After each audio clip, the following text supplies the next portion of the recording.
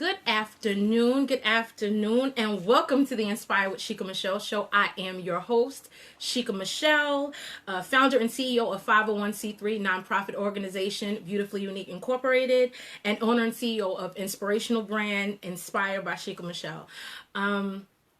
Before I even get started, I want to let you know that the Inspire with Shika My'Chelle Show is sponsored by Allstate Company agency owner Jermaine Matthews. Please give Mr. Matthews and his team a call for all of your insurance needs at 516-941-1641. Again, that is 516-941-1641. Now, normally I would have a guest sitting alongside me, but due to the COVID-19 pandemic and social distancing, we had to make a few adjustments with today's show. But it's important for me to do whatever I can to keep my guests safe, my family, as well as myself. So on today's show, I will have a former NYPD homicide detective, hostage crisis slash resolution negotiator, author and college professor, Dr. Alfred S. Titus, Jr., and he'll be joining me momentarily via telephone to discuss the straw that broke the camel's back.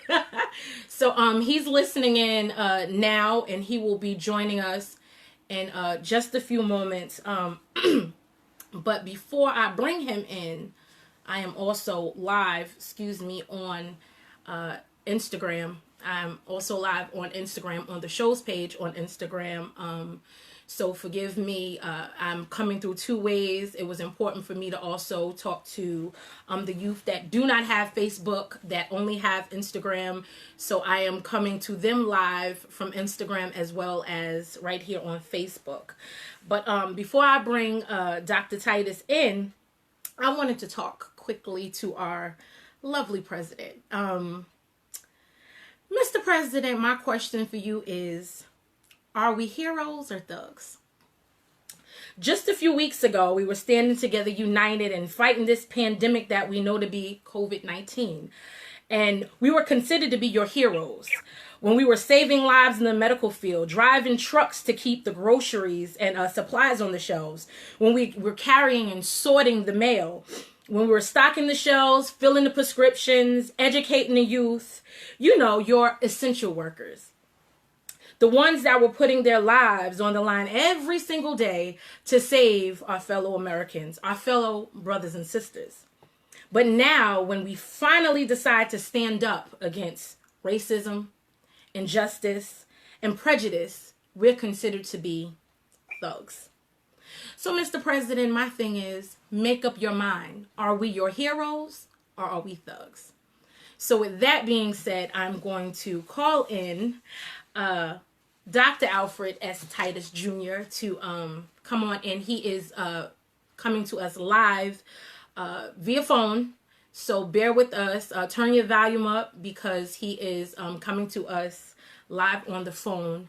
So Dr. Titus, are you there? Yes, I am. Okay. I'm so happy that you are here to have this conversation, this necessary conversation with me today. You are not a stranger to the show. You actually came on the show in August of last year, and I think it was pretty amazing and informative. So I'm just going to ask you, why have you? I want to ask someone that is watching to tell me if you can hear him clearly, because I don't want him to get in depth to what it is that he's saying and you cannot hear him. So please, if you can hear him, please light up the screen and just give me a thumbs up or something of the sort so I know that you can hear him. Dr. Titus, with all that is happening, you are a Black man in America, one that upheld the badge and the oath. And I just want to know what your feelings are about the climate right now. Okay. Well, first of all, I'd like to thank you, Shika My'Chelle, for allowing me to speak on this platform. Absolutely. And I want to thank our listeners, or your listeners, Our listeners, for having the due diligence to come and listen to what's being said, because there's a lot going on in our country right now. The murder of George Floyd at the hands of the police was an atrocity. However, it is stirring tremendous change. Yes. There are things happening in this country that have never happened before.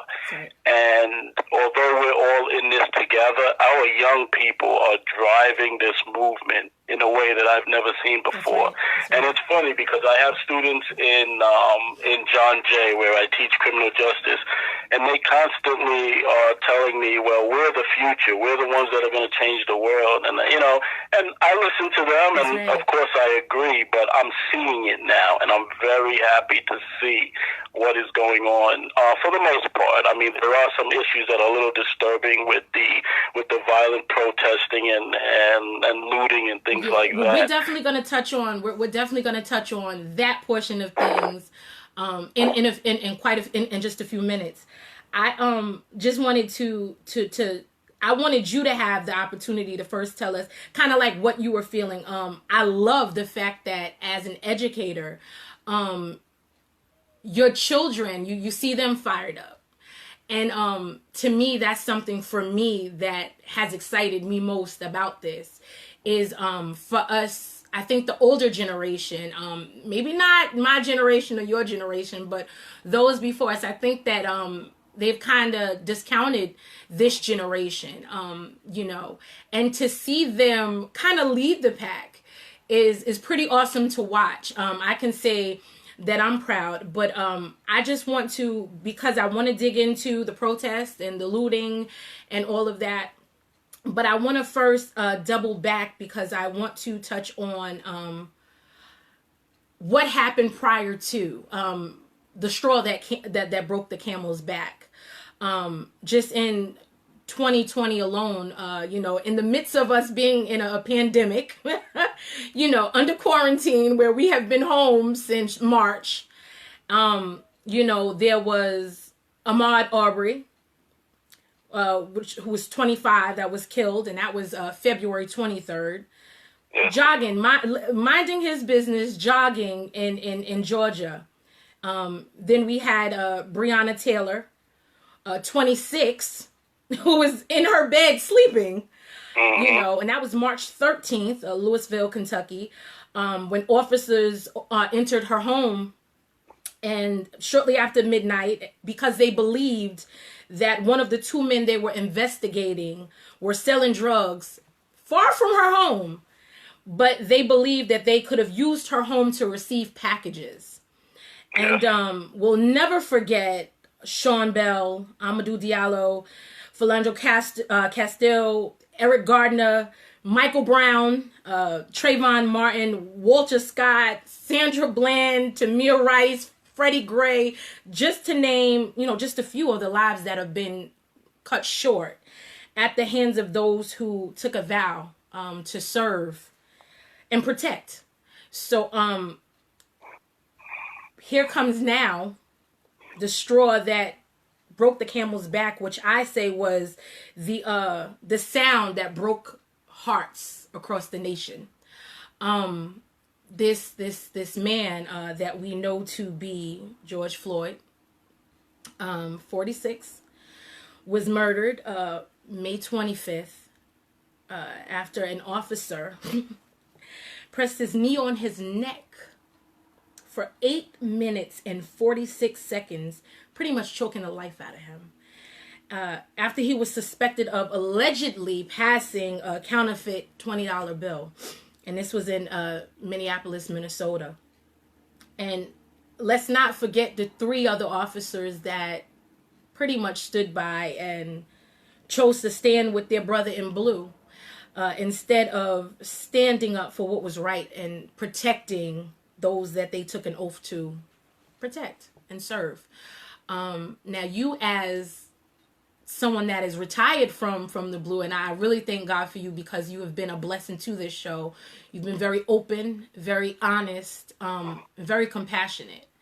And that's something that I haven't necessarily seen sometimes with other officers because they're conflicted in the middle of the road. But I love the fact that you can uphold that and still fight for what's right. So I just want to, and saying all of that, now I want to bring you to your feelings regarding the protests, the riots, and the looting. Okay. All right. Very good.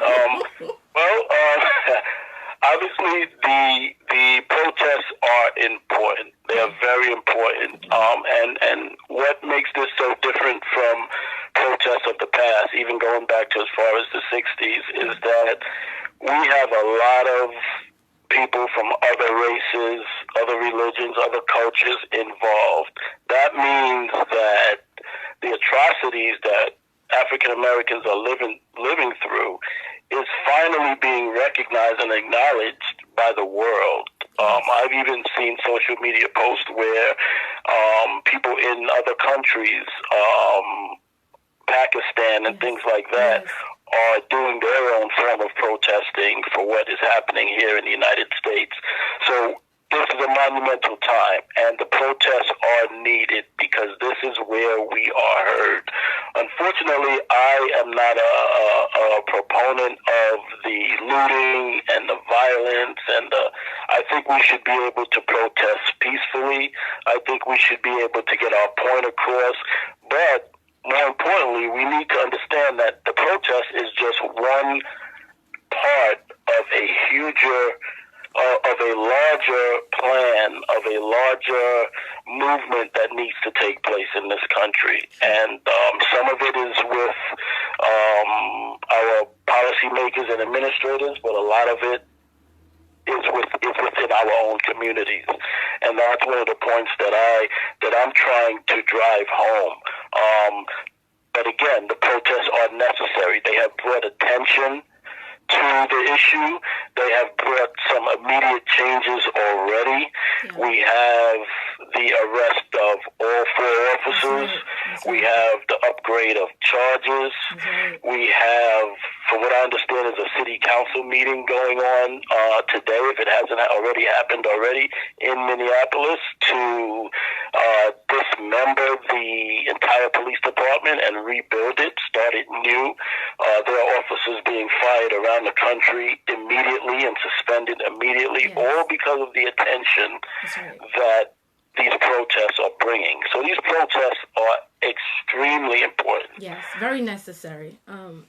I can say I was conflicted with the looting aspect of things, and I think this is what people need to understand when they're getting upset by what they're seeing.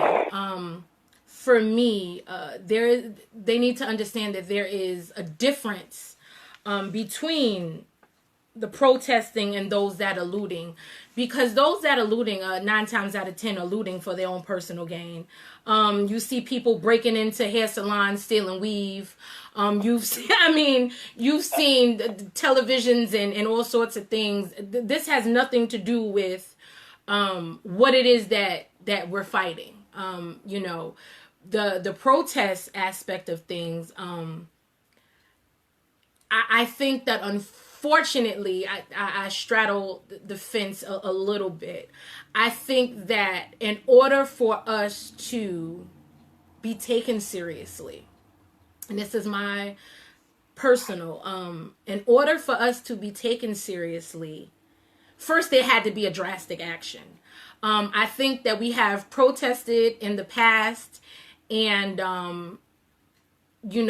somewhere we fell asleep at the wheel. I think that, as I've been saying for quite a while, until you hit America in their pockets, they can't hear anything that you have to say. Absolutely.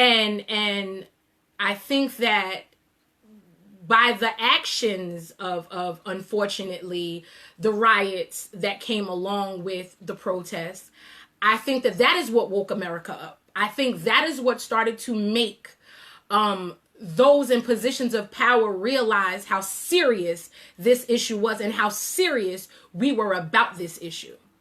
I think I've been one to say that sometimes we are very easily distracted as a people, where we'll be upset on Monday and then on Wednesday something else will come about and we forget all about what happened on Monday.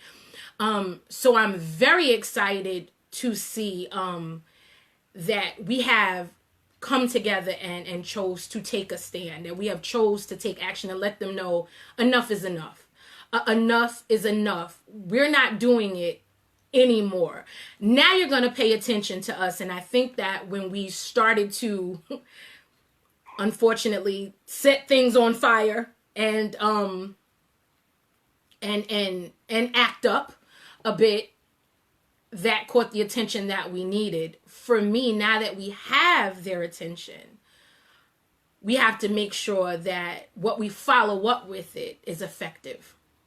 Because we can't drop the ball now. We have gained their attention. They're watching. They're paying attention.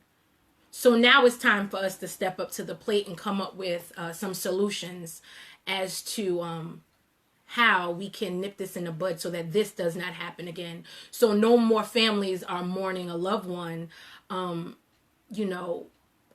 the hands of officers that are here to protect us. Agreed 100%. With regards to the violence that's going on with the protests, I had put a post up on Facebook earlier in the week, or maybe even last week, and it said that angry people holler, and I followed that up by saying,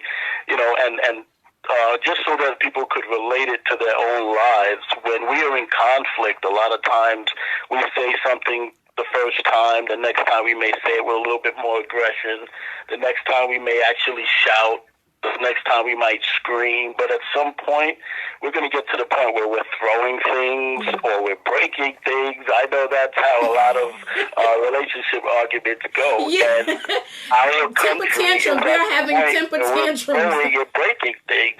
That's just where we are. Not that I condone it, but that's where we are. Yeah. And I agree. That's where you get the attention. That's where the person backs down. That's where the changes are made, and that's what's happening now. And it's great. Like you said, it's an amazing time. We just have to follow through. We can't fall asleep at the wheel, as you said. Oh, geez. Okay, I knew that people were responding. I couldn't see them because the screen wasn't moving. Okay. I can't really read what this says. I'm so sorry, guys. This is so not. Hold on for a minute. Okay. We should advise our children, especially athletes, not to enter these big colleges. I see. Now I see the comments as well. I wasn't able. Okay, so you can see the comments. So you can help me with them. My screen is not as close to me. I see. Pastor Lex Sidney made a comment stating we should advise our college age children, especially our athletes, not to go to these big white colleges in Georgia, Kentucky, and especially Minnesota, and stand your ground, state Florida. Let our athletes go to the historically black university. I'm trying to. Okay, he asked, how come when a university wins the NCAA college championship or the NCAA basketball Final Four, the student, I can't see, I'm sorry, the students turn cars over and burn them, and frat houses burn furniture in the streets, and nobody gets. Yes. Okay. I know exactly where he's going with this. Yeah. Yes. And they aren't called thugs, exactly. They are not called thugs. And this is why, partially why this is an issue that we have to address, because we're seeking equality for all. We're not asking to be treated better than our counterparts. We are asking to be treated and seen the same. I do have someone that is on Instagram. I think this is, who is this? Is this Charles? I think this is a young man named Charles. Said, but what about being smart about what we burn down? Attacking big businesses that are government owned or government funded, not small businesses that hurt the people. I absolutely agree. That is why I've been conflicted with this whole ordeal, because, these big businesses can restructure and rebuild and be good. It takes a lot more for us, being a small business owner as well. And I'm working from home. I don't have a storefront. So I know what the pandemic did to my business. So, thinking about what it has done to those that have dreamed their whole lives of having, their own stores, and to now that be stripped away, it is difficult. It is difficult. I don't want to misspeak and say, well, there's casualties in war, because the reality is there is casualties in war. Unfortunately, sometimes we get caught in a crossfire. Not to sound cliche, but my prayers absolutely go up for all those amazing business owners that did lose their their stores and their businesses because of the riots and the looting. My prayers, I pray that God restores and replenishes everything that they lost.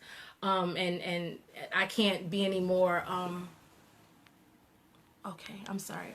When I can't see, the screen is not scrolling for whatever reason. And, I believe both people that are in my home are watching on their own devices, so they are not here live with me. They are not live with me.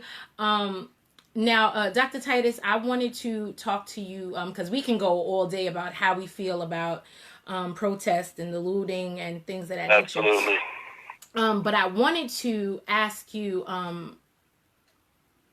it's going to bring me to the point of police reform.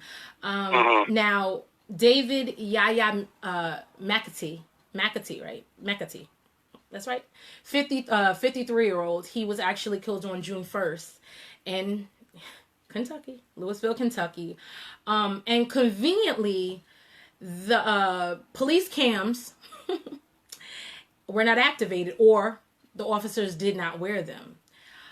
So there's no video. Do you have any thoughts about that in particular? How convenient it is, I don't want to put you in a situation. I get it. I know where you're going, but listen, I understand, and in response to that, that's one of the big problems with policing in this country. Every police department has the ability to create their own rules, their own regulations that officers have to follow. That's a big problem. When things like this happen and the officers' cameras are conveniently not on, or the video gets lost, or whatever the story is at the time, that's a problem. That's one of the major things that we should be fighting for, and that is national policies across the whole United States that covers every police department. Because as you know, some places are more, New York has its own liberal mindset. There are other states that are more conservatives, and when these states have the ability to, when these law enforcement agencies within these states have the ability to create their own policies, it becomes a problem, especially for those, for the minorities like us. And things like this happen because it's not a uniform rule. And in addition to that, the consequences of these things are not severe enough for these officers. I mean, I know good and bad officers. Well, not that I know good and bad officers. I know that there are you know good that and there bad are officers. some. That's right. They're good and bad people, period. So. There are good and bad people everywhere. That's right. But the bad ones need to be weeded out. And when the system protects those, we have a problem. That has to be fixed. We're bringing light to the situation. Changes are being made. We got to stay on top of this and make sure that it happens. Now, I just want to go back to the protest for one quick second, then we go ahead. continue to move forward. I'm fine with it. As a people, we are. Okay, let me go back one more second. With regards to the violence in these protests, I understand that some people feel it's necessary, and I understand that it is getting us the attention that we need because it's hurting people in their pockets. There are other ways to hurt people in their pockets that we have to learn as a people. Mm-hmm. Okay, there are other cultures and other races that have learned that and have mastered that. That's where we need to be. We are already seen as violent people. So when we're marching peacefully, a lot of people are saying, oh, they're marching, that's good, and they're listening to us. But as soon as the violence starts, like, oh, here we go. I knew it was going to go there. Yeah. Now, what does this have to do with the issue? And it goes on and on and on and on. We have to be careful that our actions do not uphold the stereotypes that already exist about us as a people. We have to learn to be smarter. We have to learn to play the game so that we can win at the game. That's right. That means we have to stay in school. We got to learn our history. We got to learn their history. We got to learn everybody's history so that when we play the game, we're playing it with knowledge and we're playing it to win. And one of the things that we have to do is learn how to fight without outward, obvious violence. There are other ways. Not that it's not always, sometimes it is. You're so dead. No, but you're dead on. I just had this conversation on Tuesday, so continue. Yeah, there are other ways. And this protest is step one. So we got the recognition. Now we need to educate ourselves. We need parents. We need our strong youth to come together. We need our professionals. We have a lot of professionals in the black community. We have healthcare people, business people, finance people, real estate, education, jobs, housing. We have people that are masters in these areas within the black community. We need those people to get together and start sharing that information for absolutely free. Absolutely free. That's my call today, and I'm going to bring this up again later on. But we need our people to come together and give this information out free to our people, to empower our people. Right. Of course, I do my own law enforcement presentation where I teach the community how to interact with the police safely and things like that. And we're actually gonna talk about that aspect of things because I think that's important for those that didn't that missed our show in August that we did. I'm definitely I want to touch on that in a few minutes. But I want you to just doubling back quickly in discussing police reform. For those that are not familiar with what it is, can you just share a little bit on what that is for those viewers that are not really familiar? Okay. All right. Well, yes. Police reform involves systematic changes within the police department. And, well, you can say police reform or you can say criminal justice reform. There's a lot of criminal justice reform already happening with the bail laws and things like that. Mm-hmm. But when you're talking about police reform, we're talking about hiring, evaluating, performance, and dismissal procedures for police officers. I see some of your posts here on the website say that cops need to be placed in the database where we know their professional history, and you can't train cops not to be racist, and you're absolutely right. That's where the hiring process comes in, the psychological evaluation, which needs to be done regularly, in my opinion, throughout the career of a police officer rather than only when they come on the job. Yeah. There are a lot of changes, systematic changes that are inherently wrong or or inherently damaging to us that the police department is run on. Not all police departments and not every policy and procedure, but a lot of them need to be examined and they need to be changed. And that's what police reform is. Identifying the problem and correcting it. For that, you need more than just the police department fixing it from within. You need people from the outside coming in. You need national people. You need the clergy. You need the youth. You need everybody on board to fix these problems. And that's what police reform is about. I agree. I'm seeing what you're seeing now. I know Pastor-elect Sidney, just to double back when he said, you can't train cops not to be racist. And exactly. And that is the biggest issue.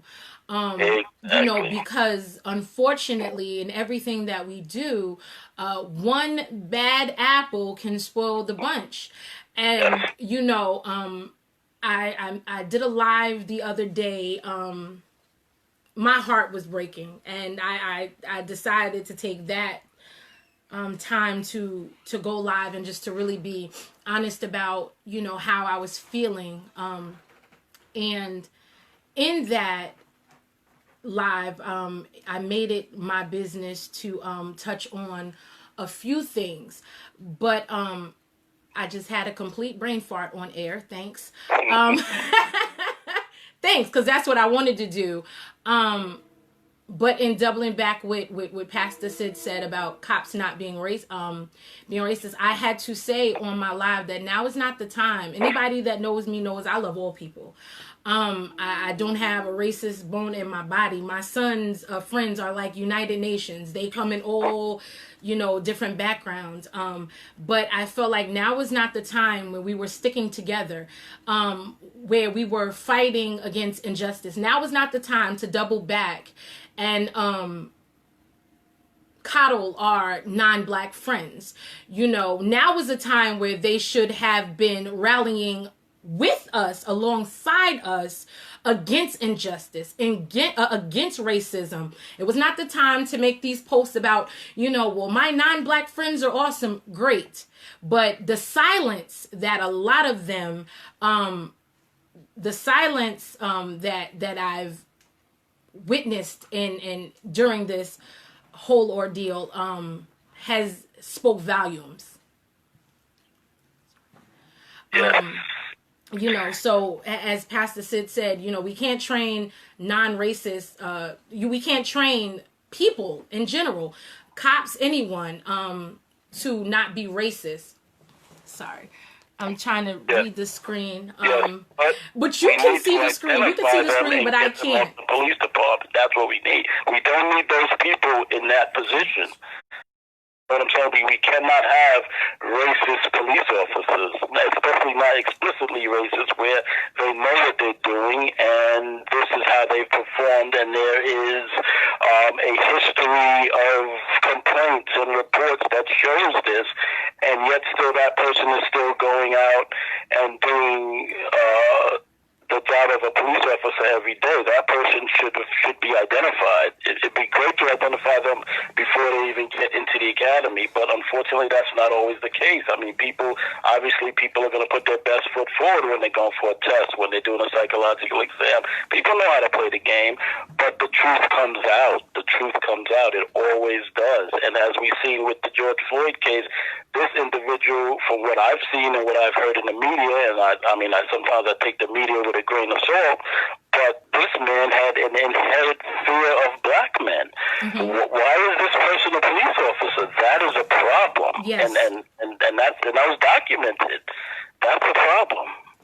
And that's a part of the problem, is the fact that they have this information, which lets me know that the things that are in place are not working properly. We know that we already know that the training clearly there have to be some changes in the training. But when you are in education and you come up up under to have an evaluation, those things are placed in your record. And before you can move to the next level or anywhere else, those things are brought up. So why is it that these officers that have these things in their records, these notes that are there that are blatantly telling you the character that they elude, why is it that those things are not being brought forth? Like, why are there no consequences? You know, I'm one of those people. I feel like up until this ordeal, us taking a stand in the manner that we did, I feel like the officers that things happened prior to, I feel like they would have just been, it would have been swept under the rug, just like it always is. It's like, okay, take a leave or we'll fire them. But really, who knows whether or not they're working in a small town somewhere else with a whole nother job, because we don't follow up. And now that we have started to take a stand and get a little more aggressive, now it's time that we have to double back and really think about all these different, like you said, policies that are in place and how we can change from the inside as well as the outside. I see that Pastor-elect Sid, I don't know if you just touched on that because I really can't see the screen. I don't have the ability to scroll. It's Dr. Titus, what really hurt was the black cops in Atlanta attacking these young people in a car and then getting fired. You have any thoughts, Rick? Yes, I'm familiar with that case as well. Unfortunately, and this may be hard for some people to accept, or even hard for some people to understand, but sometimes our racism comes in many shapes and forms. It's not always the obvious. And there are times when officers get on the job, African American officers, Hispanic officers, minorities in general, and they kind of lose themselves as well. They kind of go along to get along, and these are things that are a problem. It's very difficult to identify these particular things. Of course, even harder to identify because it's not something you're even expecting. But the fact that they got fired, it does show that the police departments are taking things a lot more serious, and they are taking action immediately, because they know the consequences now. And that's the benefit of our protests and things like that. So it's very disturbing. I was surprised when they put the pictures of the officers up. I was like, wow, this is a problem. But it happens. It happens that way as well, unfortunately. I see my Shelby, Lady Shelby, said silence equals complacency. Yes. And absolutely. Also, they are fearful without cause. And I'm going to touch on what you just said, Shell, because before I go there, I want to. There are many ways that we can create change, but because we are coming up on. Before we even get to November, June is here, and we are coming up on an election. You know, and we need to stress the importance of voting, but not just voting for the presidential, but also in our local elections as well, because in order to really get change, we have to, I'm so sorry, but in order to really get change, we have to remove these bad seeds that are sitting in these seats and not doing what it is that they have promised to do. And in saying that, I'm just going to make a shameless plug while I have your eyes and ears here. June 9th, Vicel Moore, Copeg, school board trustee, vote. Copeg, I need you to come out and show out in numbers. Change has to happen on all levels. And if you want people in place that will do right by our children, that will do right for our families and in our communities, we have to be very careful about the people that we elect in these positions. So again, June 9th, Vice Moore, Copeg School Board Trustee. I am all the way. I'm endorsing her. I'm excited about it. She is my sister and a friend. And let's not forget, on June 23rd, my big sis, Jackie Gordon, is running for Congress. So I am asking all of my viewers, all of my followers that are in these areas, please be sure to vote. Be sure to vote. Be sure to vote. It is important that our voices are heard during these local elections as well as the presidential, but it is important for us to come out in numbers. If you are upset by what you see when you have turned your television on, by what you see every single day on the news, it seems like there's a new story of somebody's child not making it home, somebody's husband not making it home, somebody's wife, somebody's daughter, somebody's son not making it home. If you are upset by what it is that you are viewing, you have the power to change it. The power belongs to us, and I think that until we start to recognize how powerful we are as a people, we will continuously continue this cycle. So, just not meaning to shameless plug, but I needed to make it clear where I stand with those amazing women, and and Absolutely. I wanted to stress the importance of us voting. Us coming together and making a stand. Our voices are heard in that. Good cops need to. Okay, I see you. Okay, what are you saying, Pastor Lexid? Before I veer off of the voting, Lisa Johnson, Amityville. Okay, Lisa Johnson, Amityville. Vote. And vote some more, and then vote some more. And you know what? Let's make it cool to vote. The way that we, and this, I know, this shouldn't be said, but the way that we stand online for Jordans for 3 and 4 hours overnight, let's make it cool to stand on those lines and vote. Call your friends, carpool, with your mask on, social distancing. As a matter of fact, they've made it easy in this election right here in June. It's easy. You have absentee ballots in place. Fill it out, send it in, make your voice heard. We can't keep crying about things not changing if we do not stand and create change. Nobody is coming to save us. It is time for us to save ourselves. Let's weed out these bad seeds. I see Shell said good cops need a safe place to call each other out even when they're wrong. I agree. I believe Dr. Titus, you probably saw this picture as well, where the officer had pushed the woman, and the black cop stood up and she ran up on him and she chastised him. We need more of that. We have to be held accountable. You take an oath, and it is to protect and serve.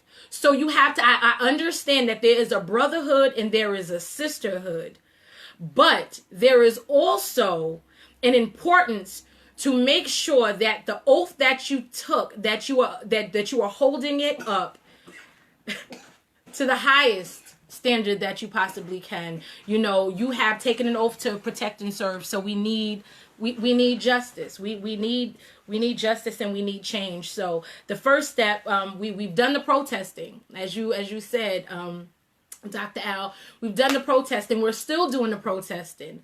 I think it is amazing. I watched the services for George Floyd yesterday. And I don't know if you watched, but Al Sharpton preached an entire word. And it was just refreshing to hear. And I cried through most of it. I am a black woman. You are a black man. I have a black son. I have a Black husband. And I fear for the first time ever, I've started to fear for their lives.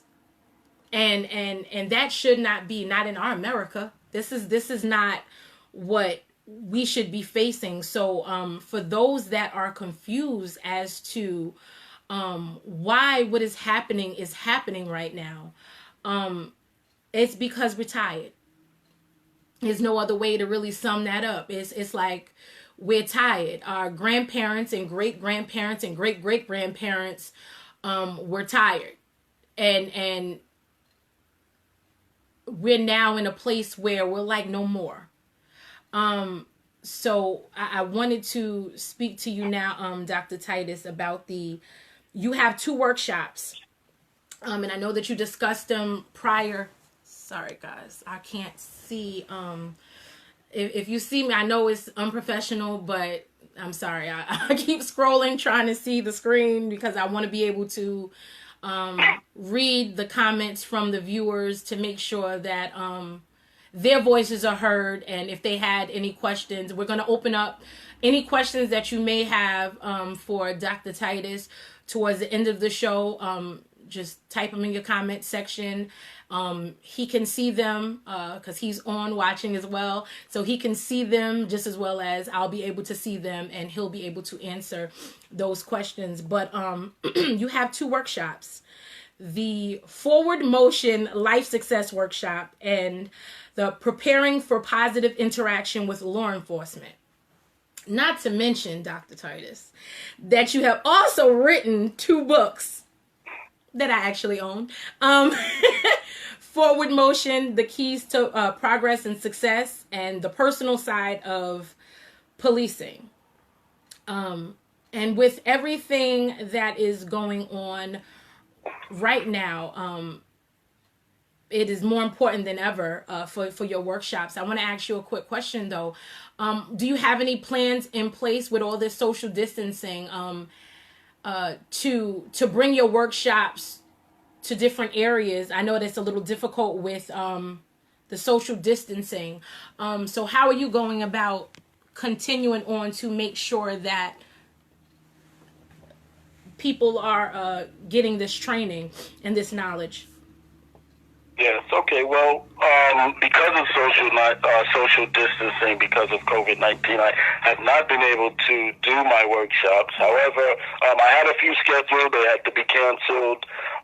But I, for those that follow me on Facebook, I have a Forward Motion Life Success is my Facebook page.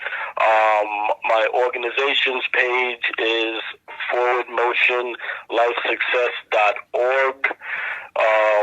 You will see I have posts on there, I have messages, I have YouTube videos that go into a little bit about car stops and things that we need to do to help ourselves and our children remain safe when we interact with the police.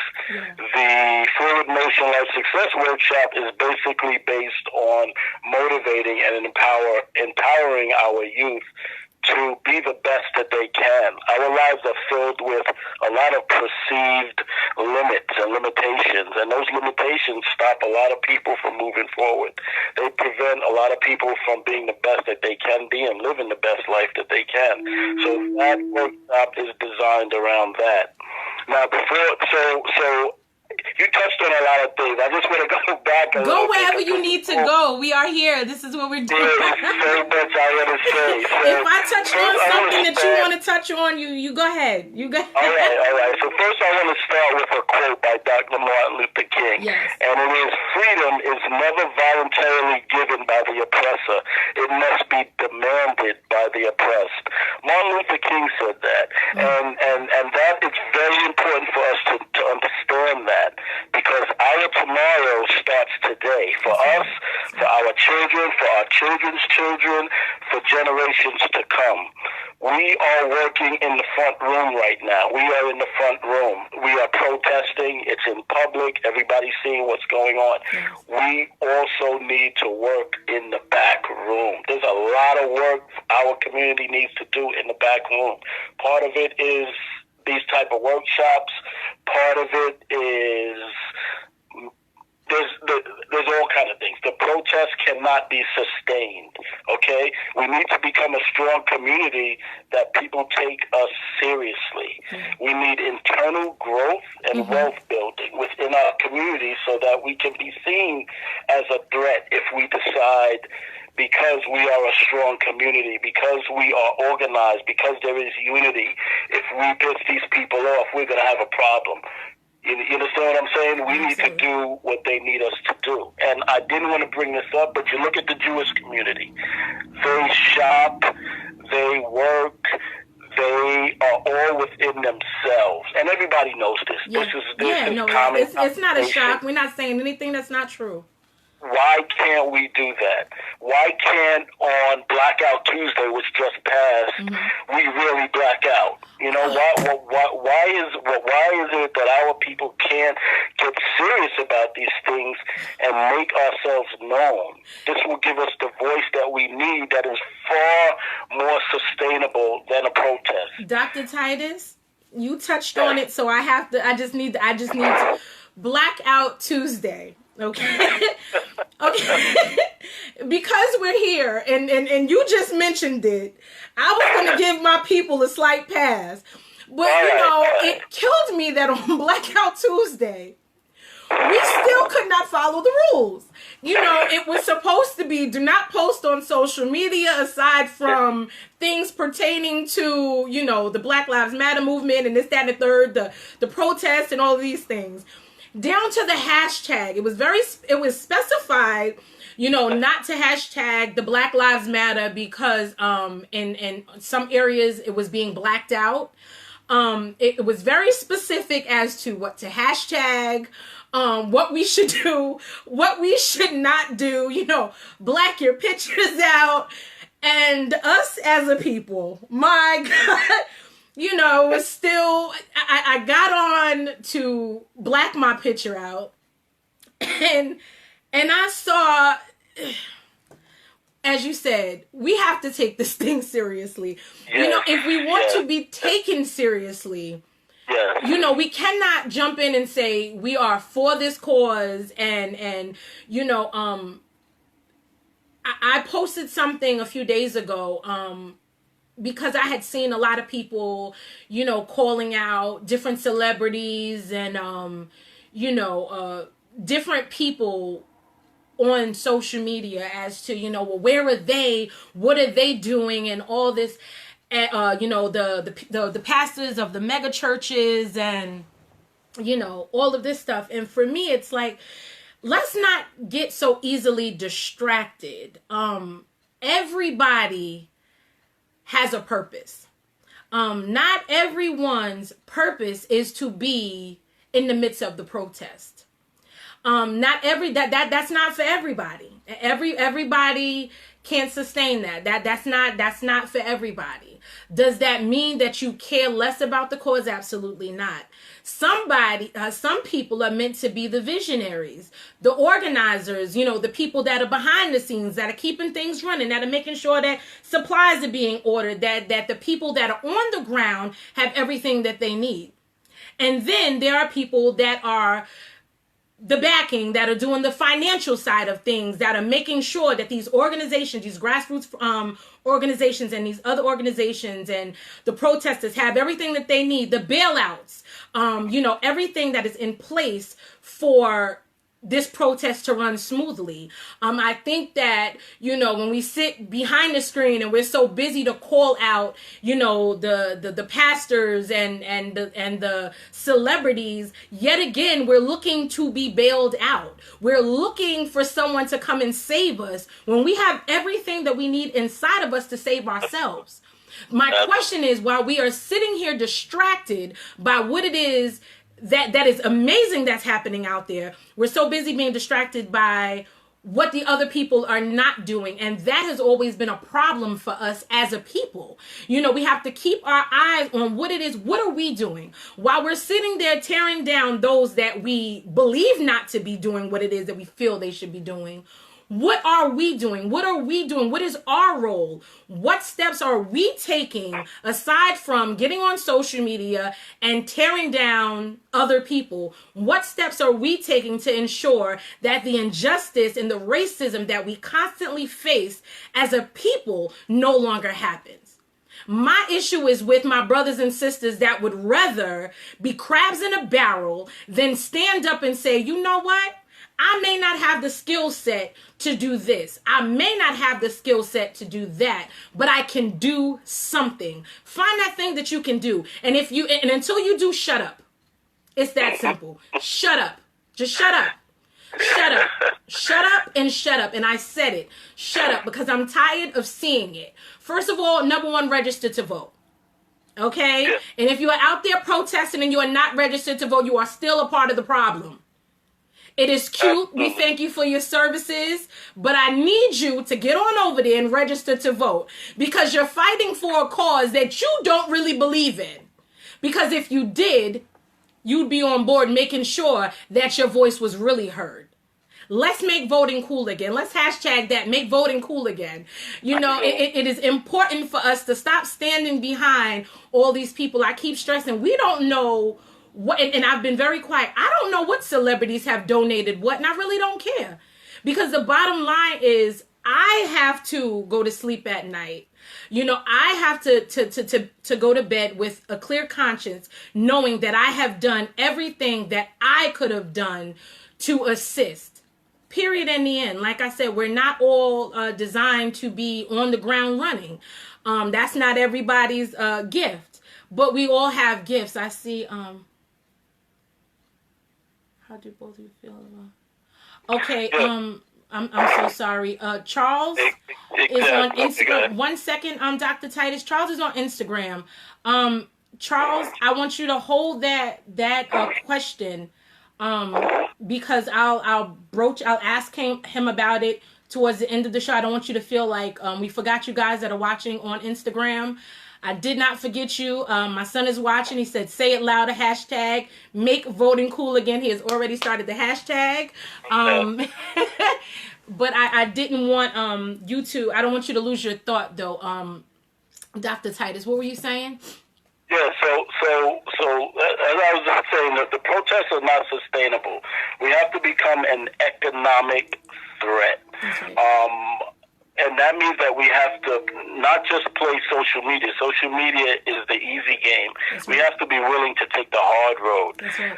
For instance, the Montgomery bus boycott, it lasted over a year, 381 days before any change was made. And these people, back in those times, they fought and they stayed steadfast, and they continued that boycott for over a year. This is not going to be a short game. This is not going to be an easy game. This is not going to be a game where we can just throw stuff on social media and have a blackout Tuesday and a blackout Wednesday. We gotta be educated. We gotta stick together, and we have to make it work. So we have to put in the time, and what that means is that we need our young people to become, and I'm not saying that they aren't already, but let's get our education straight. Let's get more black lawyers. We need more black law enforcement officers. I teach at John Jay, and you will be surprised how many of my students hate the police. And in the beginning, when I first started teaching it didn't make sense to me. I'm like, what are you doing at John Jay if you hate the police? Well, I want to be a police officer. I said, what? That doesn't make sense. Because I need to be there to stop what's going on, and I need to be there to make the changes. And they are absolutely right. I was the only African-American detective in the Manhattan South Homicide Squad. The only one. Okay? And I was there on my merit, but I served a purpose there, and that opened the door for more African Americans later on. And if there was anything shady that was going on, I was going to say something. And if for nothing else, you're there to stop. You're there to tell the officer, hey, yo, he can't breathe. Take your knee out his neck. Or you're there to say, don't use that chokehold, or you're there to jump in, or whatever the case may be. We need our people in these key places. We need need our young women to become lawyers and judges. Put a pin right there.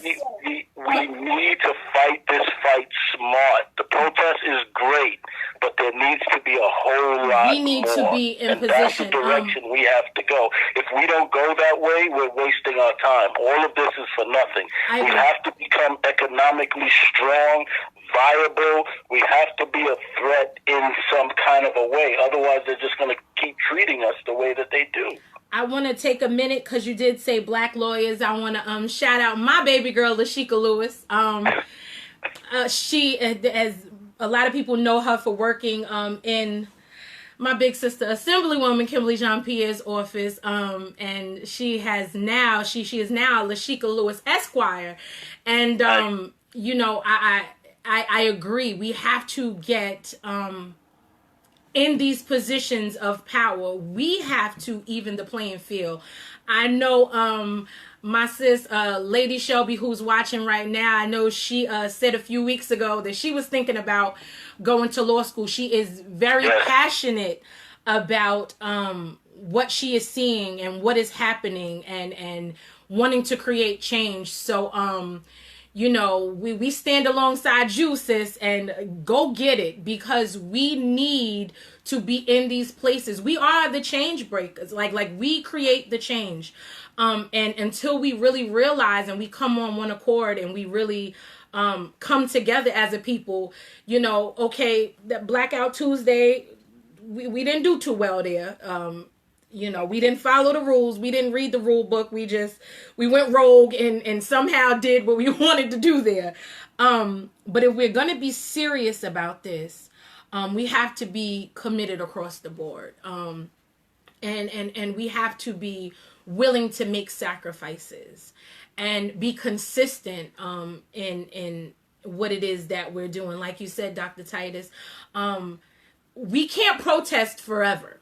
And that is not the end game. There has to be other things that are in place so that we can continue on this marathon, because this is a marathon. Before we veer too far though, Dr. Titus, I want to talk to you quickly about consequences. Because most of us saw the video with Amy Cooper, the wonderful non-black woman that called the cops on birdwatcher Christian Cooper, who was African American. I'm sorry, guys. Something just happened on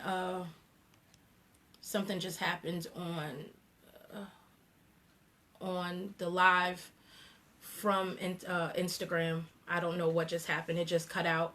So I'm going to continue here. And they'll have to catch this after. But back to what I was saying. Amy Cooper, a white woman who called the police on birdwatcher Christian Cooper, who was a black man. She happened to be walking her dog unleashed in an area in Central Park where the rules specifically stated that it was prohibited that they be off a leash. Well, she didn't like that the man asked her to put her dog on a leash. And as a result, she called the police and proceeded to tell them that both her and her dog were being threatened by an African American man in Central Park. Now, I know we've all watched this video, and as I'm chuckling, it's really not funny. What was baffling to me was how she went from one extreme to the next. You know, it was like she was frantic. This man is nowhere near her. He's not threatening her. But she just went frantic and started to talk about how he's threatening not just her, but her dog. And she was very clear that he was an African American man. And yet there were no criminal consequences. As we continuously see this thing far too often, you know, these Caucasians are now recognizing their power. Not that they didn't know their power before, but under this particular president, we're seeing a lot more of these instances where false charges are being made and there are no consequences. You can't tell me she lost her job. That was because we made a stink. We done found that we called her job and she lost her dog. That's not good enough. How can we ensure that, like, what can we do to change things so that these people are now being held accountable for these type of actions, making false reports and things of that nature? Yes, well, that goes along with criminal justice reform. Yeah. There are a lot of areas that need to be strengthened, and that's an example of one of them. Now, with situations like these, you also need to be aware of the actual law. Unless an actual complaint report was drawn up, it would not necessarily be filing a false report, even though that's what most people think. The phone call alone would be filing a false report, but it should be. So that's one of the areas that should be changed. If you're making a false report, if you're making a false phone call in order to get someone in trouble when there's no crime committing, then that should be enough to justify a false report. Now, to make that change, we need our leaders. We need to put pressure on our leaders to get involved with these things. We need to put pressure on our political constituents to push these type of changes in criminal justice reform. And if and when there becomes a national coalition where these things are being looked at and examined, we have to make sure that that's one of the key points in our complaint or on the agenda to be addressed. Because, yes, this is happening more and more. We've heard it several times throughout last year, several times throughout this year. It is happening. And that the fact that it was caught on tape, thank God for video now. Everything's being caught on tape, so it's more viable. So thank God for that. But these things are coming to light, and that needs to be corrected. Again, the only way that's going to be corrected is if the policies and procedures change. Very true. I'm glad that you actually shed light on that for, those of us that are not as familiar with how this thing works and the law. Because some of us are new to this, and this is something that is starting to happen more often than not now. But what I think angered me was the fact that this was a black man, and it could have been any man. Let's be clear. I don't care if it was a black man or a white man, but the fact is, yet again, it was a black man. And then knowing that it's hunting season for our black brothers and our black sisters, let's be clear, and knowing that it is hunting season on us, that could have taken a very, very terrible turn. And just listening to the fake panic in her voice, had officers arrived, they would have really thought that this woman's life was in danger. Exactly. And they would have asked questions to that black man after.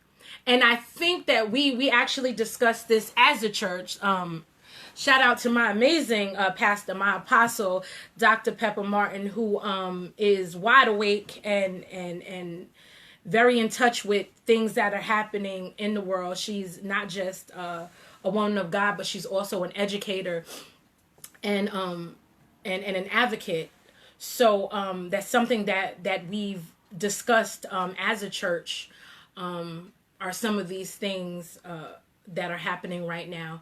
But for me, you have to be very careful. I think what teed us all off was the fact that after this happened, she apologized because she lost her job. She lost a dog. She apologized. And it's not that Mr. Cooper decided to forgive her.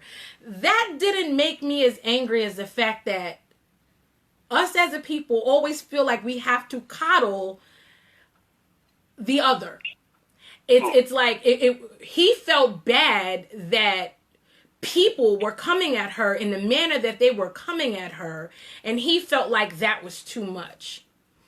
And I think that we need to understand, I think that's something that we may have been taught in our community about consequences. I think that from the time that most of us are small, our parents taught us about consequences. There are consequences for our actions. If we do this, there is a consequence. We're going to get in trouble.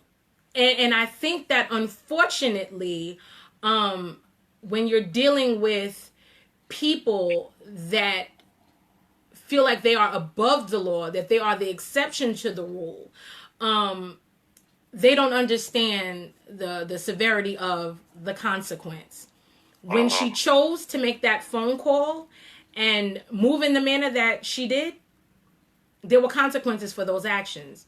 The consequence might not have been that she found herself in jail or, something of that nature, but the consequence was she lost her dog and she lost her job.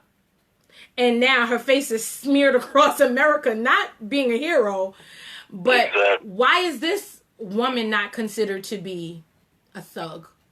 I feel like all thugs come in all shapes and sizes, and I feel like far too often we blame thug on a color and not on the action of being thug-like. Far too often I'm feeling like we're back in middle school where bullying is happening and we're supposed to sit back and continuously take it. But I think that if what we've noticed over the course of the last week or so is that change is coming. Yes, it is. It is. And that's something that I thank God that you are in position as a part of the change and as a change maker. And you being able to talk to the youth through your workshops and things of that nature. One thing, I know you talked in August, you gave us pointers as to how we can stay safe. Pointers of when we come in contact with the police.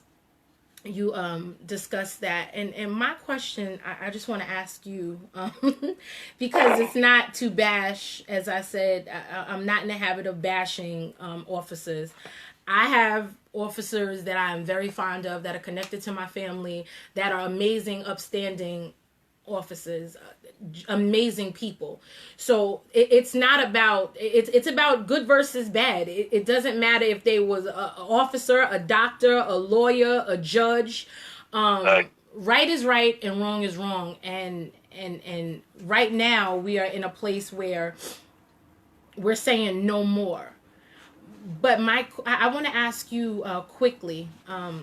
We were talking about pointers that you had given us to stay safe. And I think that something that saddens me as a person is that as a people, we are having to be taught how to interact with officers, how we should talk, how we should move, what we should do, which is very important. But what makes me sad is that they are not having to be taught how to deal with us, how to handle us, how to not see us as a threat based on the color of our skin alone. And that's something that we have to change, which just goes back to us having to get out there and vote and get involved in police reform and community activism. But it makes me sad as a taxpayer, as a human being, that we have to be taught how we should act in order to try to stay alive. And they're not being taught how to handle us. It doesn't work for me. It's not working for me. Yeah, I understand 100%. I mean, I get stopped. I have been stopped by the police. I have a son, and it is a very nerve-wracking, scary situation, and I'm law enforcement, but Yeah. you have to remember, when I'm pulled over, I'm a black man and That's I'm right. carrying a gun before they even know I'm a cop. So that's issue number one. Yeah. So what I tell everyone is just maintain your composure. Even if you are 100% wrong, listen, we need you to get through the situation. We don't need you. That officer is not going to turn away from you and say, okay, I'm not going to arrest you, or okay, I'm not going to, I'm not, I mean, you may be able to get out of a summons, maybe, depending on the officer, but for the most part, your job is to get home alive. That's right. That's the important thing. That's So right. if something is being done wrong, you take note of their badge number, you take note of their name, you do this calmly. You don't have to announce what you're doing.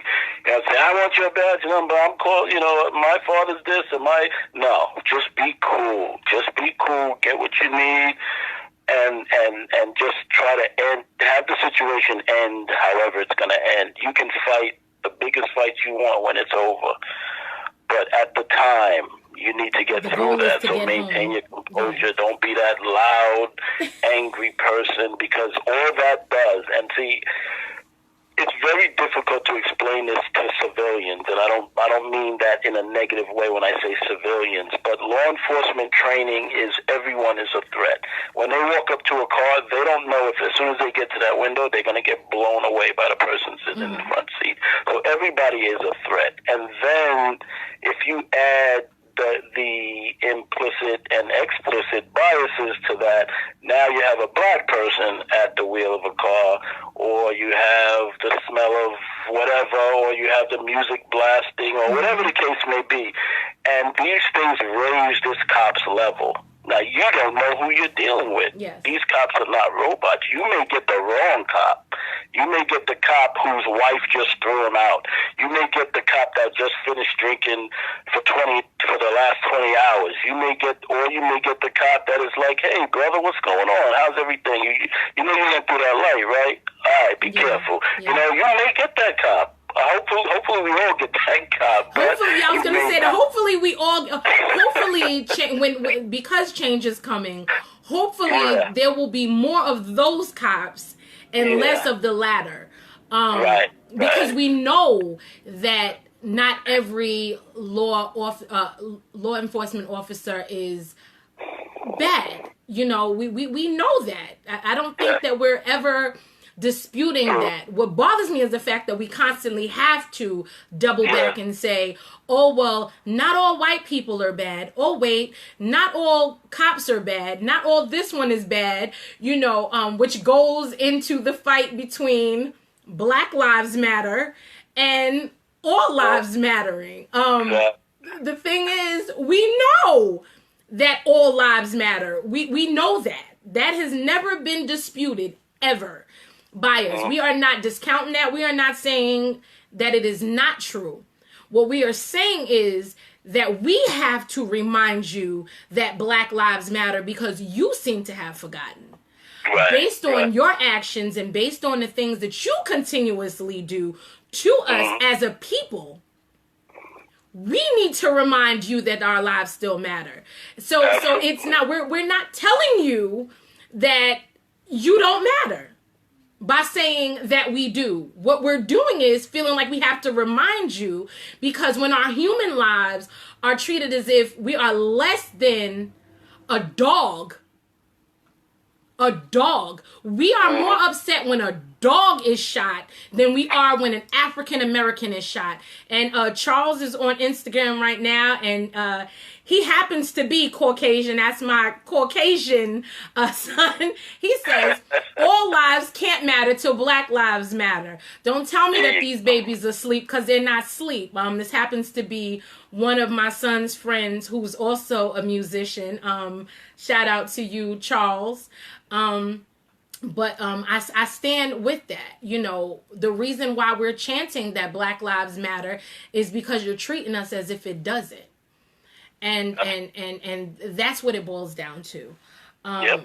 So I'm going to ask our viewers, I'm going to allow you to speak on whatever else that you want to say, but I want to allow our viewers that are watching, if they have any questions, they can use now to load those in, because I'm not going to keep you all day. I know that you are busy, and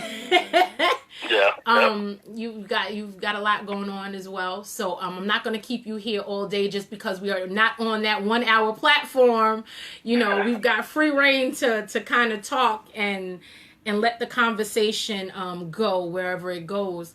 But for those that may have a question for Dr. Titus, please keep it respectful. He is not on the hot seat. He is not. He's not on the hot seat. He is our friend, and I thank God for him sincerely, for being a good friend, and being someone that can be trusted. So anyone that has any questions for him, please leave it. You can type it in now, and he'll read it. I'll read it, and he can be answered right now, right here on air live, on the Inspire with Shika My'Chelle show. But while we're waiting for you to do that, I want to double back for those of you that came on late. I want to double back and thank my sponsor, Allstate Insurance Company agency owner, Jermaine Matthews. Please give Mr. Matthews and his team a call for all of your insurance needs at 516-941-1641. Again, that is 516-941-1641. And also, because I know my best friend already put it in the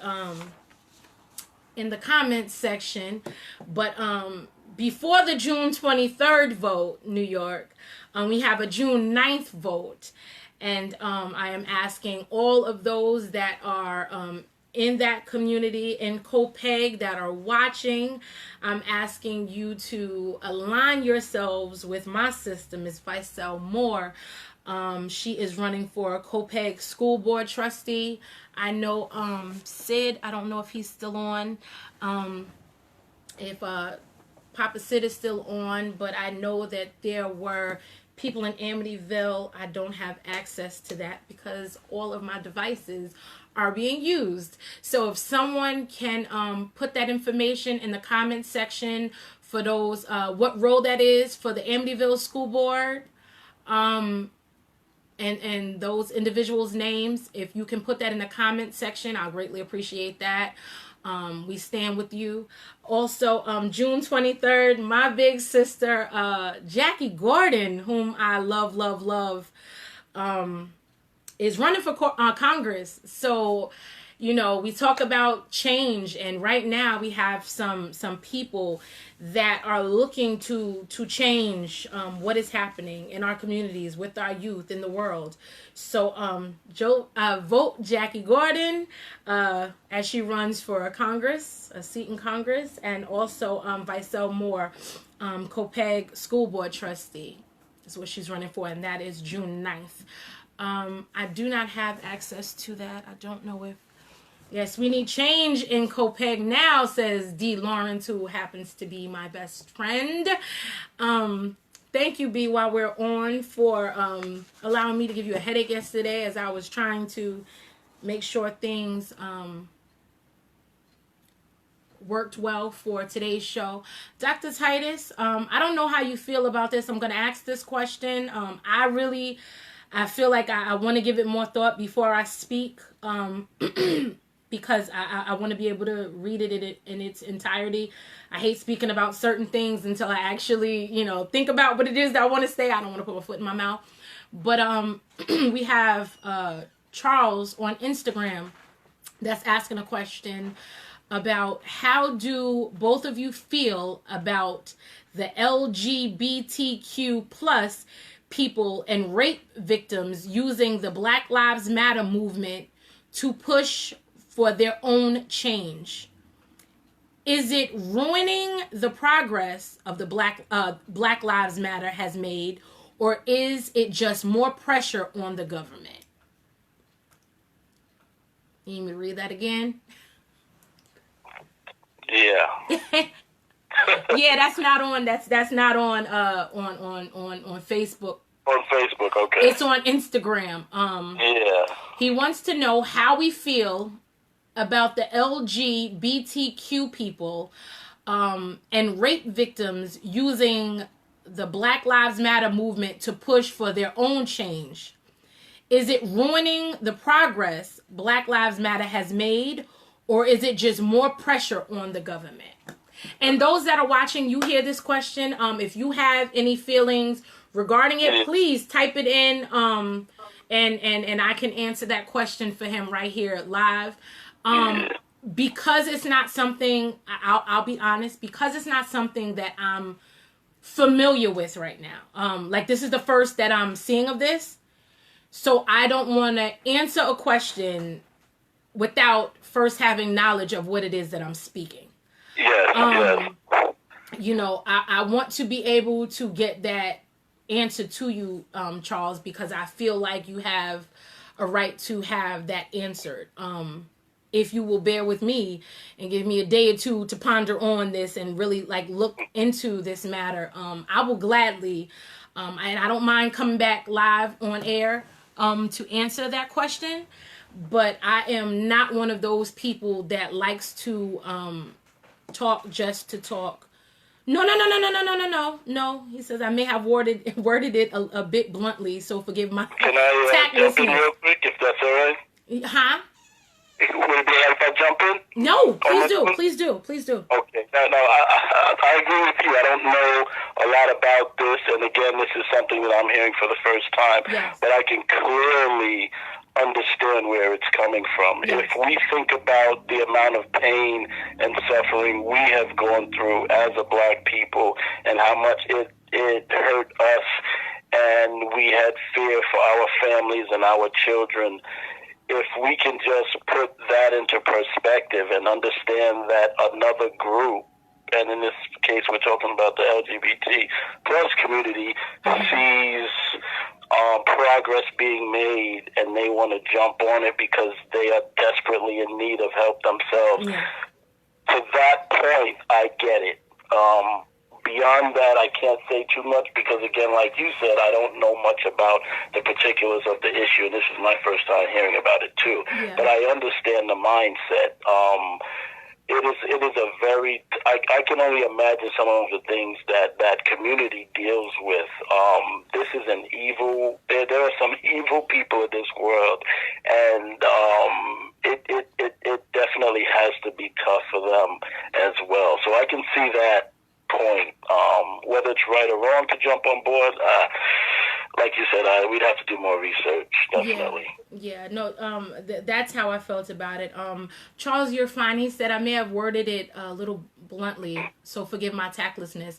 No, not at all. Like, there was nothing wrong with the way that you worded it. It just simply was something that we didn't have knowledge of prior to the show. I could have opened up a question. I could have opened it up for people to write in questions for us to answer before we went live, and then therefore we would have been more prepared with the knowledge that you need. I really am somebody that I don't like speaking unless I have facts, like about especially something that is so important. I don't like speaking because the whole point is to encourage. The whole point is to educate. So that is the base of this platform. I love being able to have conversations with real people about real topics that are affecting us. And I love to be able to do it in a manner where it is filled with love, compassion. We're not a judgmental. I've always tried to ensure that when you watch this show, you don't leave feeling like we've bullied anyone. I love everyone. This show for me was necessary and I could not wait. I knew that I had not yet made a decision as to whether or not I was going back into the station or not. So I have been going live before you since the pandemic happened. So I thank those of you that have been committed and have continued to watch. as we've transitioned. And when I saw that this was happening and I'm watching this happen before my eyes, the first person that I thought about to sit down and talk to about it was Dr. Titus, because he is someone that, as I said, came on the show in August. And it was a great show. So many people contacted me about how you educated them on things that they had not even thought about. And the way that you made it so that they could see from the eyes of an officer, not just as a civilian, but as what it is that an officer is facing, what it is that goes through their mind as they are approaching a car or things of that nature. You gave amazing tips. If you missed that show, you need to go on over to the Inspire with Shika My'Chelle show on YouTube right now, subscribe, and catch that show, because he spoke passionately about and taught about tips that each and every one of us should know in order to attempt to keep us safe when and if we are pulled over or are engaging with an officer. I don't see anyone, I didn't see any questions, so I'm assuming thumbs up, everybody is good. If everyone is good over there on Facebook, thumbs up, hearts, whatever you choose. But if you do have questions, please feel free to leave them below. And if not, we are going to get ready to end this show. If nobody has any questions, we will end this show. Charles says, I can respect that completely. I'd rather you feel comfortable with your answer. I just would rather, it's not even a matter of, like, I'm really not a politically correct person, which is probably why, as many people say, is you should run for office and you should, I'm just not politically correct. I thank God for the platform that he has created for me. I thank God for what I'm able to do through Beautifully Unique, as well as Inspire by Shika My'Chelle. And this show, the Inspire with Shika My'Chelle show, I thank God for what I am able to do. I thank God that I can use my voice for good on this platform, and those that choose to take different routes. I have a platform where I can help them to try to obtain that, to get closer to those votes that they need, and awareness that needs to be had. So Charles, we don't play politically correct here on the Inspire with Shika My'Chelle show. I promise you. It just was a question that we didn't really discuss prior to, and I don't want to jump out the window on it. But as I said, Dr. Titus and I individually, collectively, will go back on your question, find what it is that the information that we need to find in regards to what it is that you need to know or what you want to know about our feelings. And I absolutely will get back to you. I don't have a problem, like I said, coming back online live. I'm even open to going live with you, Charles. I'm open to coming on over to Instagram and having a face-to-face social distancing conversation with you about whatever it is that you may want to talk about. I'm open to that. So Dr. Titus, if all is fine with what they have heard, I think that this has been an informative show. If there is anything else that you have on your mind that you want to discuss, that you want to let the people know about, I'm going to give you that opportunity to say whatever you need to say, whatever's on your heart. Okay, all right. Well, listen, it was great talking to you guys. I appreciate you, Shika, for giving me and giving everyone this platform. So before I go, I want to do two things. Number one, I want to remind everyone out there that this is a long game. We are playing a long game here, and we are only in like the first quarter. to go, and we need to get in the huddle. We need to build up our unity. We need to build up our resources. We need to get ready for this fight. And it's not going to be an easy fight either. It's not. It's not going to be easy. So we must remember that. It's going to get uglier before it gets better. Our young people, you keep moving forward. Right. You know, go to school, get that education, learn the game. When you're in school, pay attention, learn the game. They are teaching you their game. Learn it so we can play it and we can win it. That's right. Also, I'm going to throw out a little call to action. Once all this social distancing stuff ends and we're able to get back together in one room and set up forums and things like that, I would like to put together a summit of some sort where the professionals in our communities, professionals in business and finance, education, everything, we can come together and talk to our communities. I would like that to go around Nassau County, Suffolk County, Queens, all of the boroughs from state to state. But I'll find individuals from different communities to do different things. Yes. But if anyone is interested, send me an email. My email, I use the Forward Motion Life Success, that's one word, at gmail.com. And my website, you can see my YouTube videos, get to the Forward Motion page. You can also check my LinkedIn. The website page is the same thing, Forward Motion Life Success.org, because we are a nonprofit organization. So reach out to me. I'm going to be setting these things up. I have a lot of people that have been reaching out to me, my former law enforcement officers, African-American partners and friends on the job. They want to get involved. They feel as passionate as I do about this situation.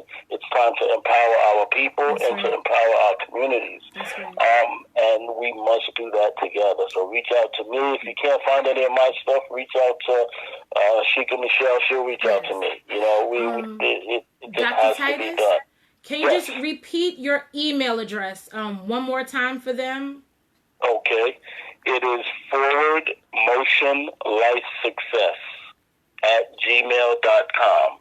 That's right. And the website is Forward Motion Life Success.org. So everything is Forward Motion Life Success because that's the way we got to be moving. That's right. Forward motion in our lives, building success. All right? So keep that in mind. Again, a pleasure speaking to any of you, all of you rather. I am available for motivational speakings at your churches, at your community centers, at your schools. I teach at John Jay. I teach criminal justice. Anyone interested in the career in law enforcement, please reach out to me. I will encourage you to the end. So And if you can't find him, like he said, if you can't find him, please get in contact with me. And I will pass along the message, the phone number, whatever you stand in need of. If you cannot get to him directly, please do not hesitate to contact me.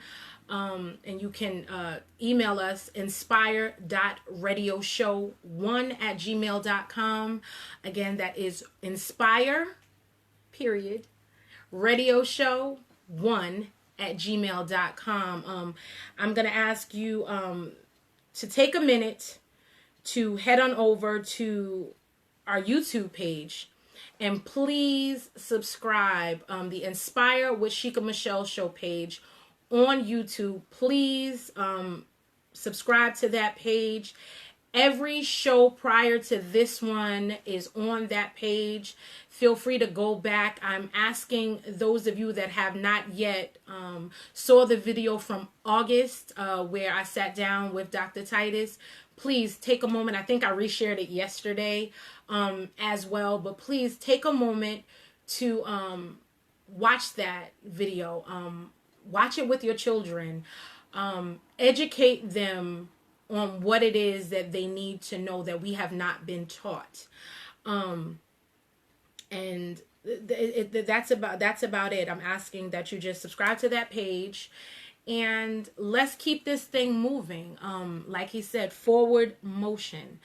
I love what we are doing right now.